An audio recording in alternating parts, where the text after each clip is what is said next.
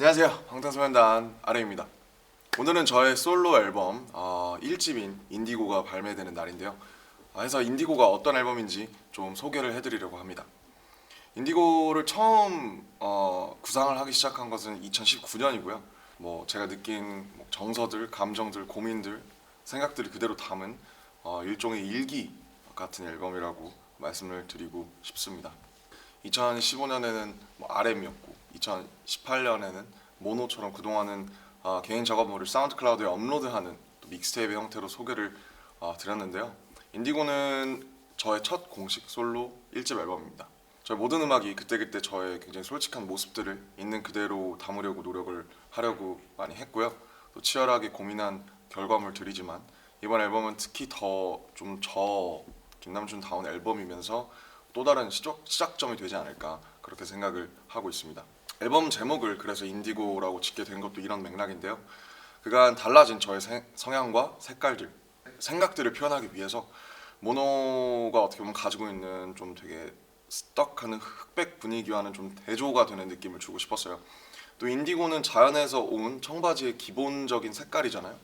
그래서 저의 정식 앨범을 인디고라는 이런 되게 자연스러운 기본 색상에서 시작하면 어떨까라는 그런 생각의 출발점에서 인디고를 앨범의 제목으로 선택을 하게 되었습니다. 그래서 앨범 전반에 걸쳐서 또 각자가 생각하는 그런 인디고나 남색, 블루 이런 것들이 다를 텐데 그런 색채들의 좀 그라데이션을 느끼실 수 있을 거라는 생각이 듭니다. 네, 앨범에는 타이틀인 들꽃놀이를 포함해서 총 10곡이 수록이 되어 있는데요. 장르와 분위기가 굉장히 좀 다르고 다양한 곡들인데 인디고라는 이런 색으로 묶으면서 좀 자연스럽게 유기적으로 연결되는 면이 있다고 생각을 합니다. 또 이번 앨범에는 피처링과 또 프로듀싱으로 참여해주신 분들이 굉장히 많은데요. 곡 작업을 하다 보면 완전히 혼자서 완성을 해야 한다라고 느껴지는 곡들이 있는 반면에 누군가의 색이 같이 입혀지면 훨씬 더 완성도가 높아지고 생명력이 있겠다 싶은 곡들이 있어요. 이번에는 다른 누군가의 좀 고유한 주파수라든지 그분들이 갖고 있는 서사, 정서들이 더해졌으면 하는 곡들이 굉장히 많았기 때문에 다양한 뮤지션 분들과 또 호흡을 맞추게 되었습니다. 작업을 하면서 저 역시 굉장히 많이 배웠고요. 또 새로운 경험들과 레슨들이 되었습니다. 그럼 1번 트랙인 아마 어떻게 읽을지 좀 헷갈리실 수 있는데 윤이고요. 네, 윤부터 소개를 해드리겠습니다. 윤은 제가 굉장히 존경하는 고 윤영근 화가시죠. 의 나레이션과 또 역시나 레전드인 미국의 에리카 바두의 피처링이 곁들여진 곡인데요. 제가 윤 화백님의 작품과 메시지를 통해서 깨달은 것들, 또 지금 생각하는 것들을 담담하게 풀어낸 곡입니다. 또 그리고 자켓에 보시면 앨범 커버에 윤영근 선생님의 그림이 걸려 있는데요. 그래서 1번 트랙을 윤으로 시작을 하게 되었습니다. 이번 트랙인 Still Life는 이제 본래 이제 정물이라는 뜻입니다. 근데 이제 제가 영어가 모고 사용자가 아닌 제 입장에서 봤을 때 It's still life. 예를 들면 저희 식대로 번역하자면 이것은 아직도 삶이다. 여전히 살아가고 있다라는 중의적인 의미로 해석해서 좀 풀어내본 곡인데요. 액자에 박제된 그려진 정물이지만 여전히 살아있고 움직이고 있고 이 캔버스 틀에 갇히지 않고 앞으로 계속 나아가는 살아가는 그런 이야기를 하고 싶었습니다.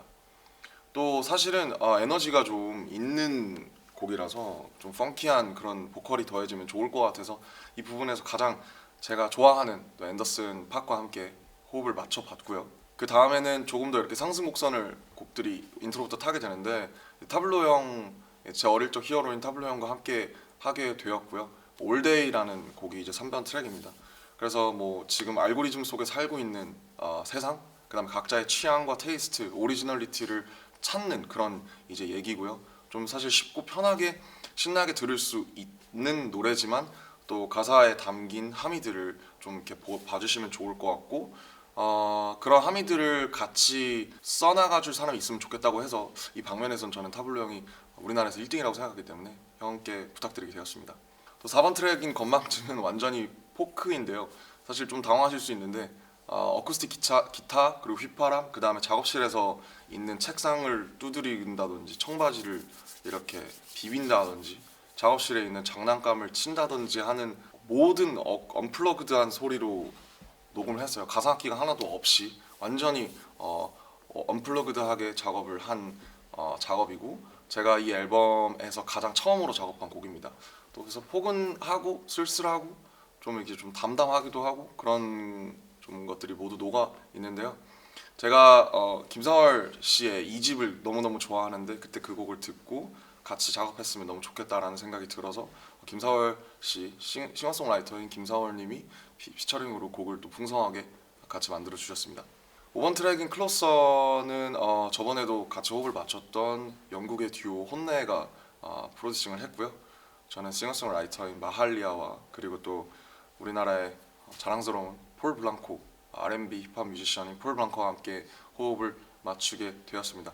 편안하게 들으시면서 아마 이런 경험들이 다 있으시지 않을까 해서 좀 핸드폰 너머로 있는 그런 생각들과 감정들을 다시 떠올려 보시면 재밌을 것 같아요. 6번 트랙에 이제 체인지 파트 2라는 노래가 수록이 되어 있는데 제가 영원하다고 믿었던 것들이 변하고 달라지고 하는 메시지를 어떻게 보면 좀 뭐랄까요, 예외적인 방식으로 좀 풀어냈습니다. 해서 저의 또 친구인 이현 형과 같이 작업을 했고요.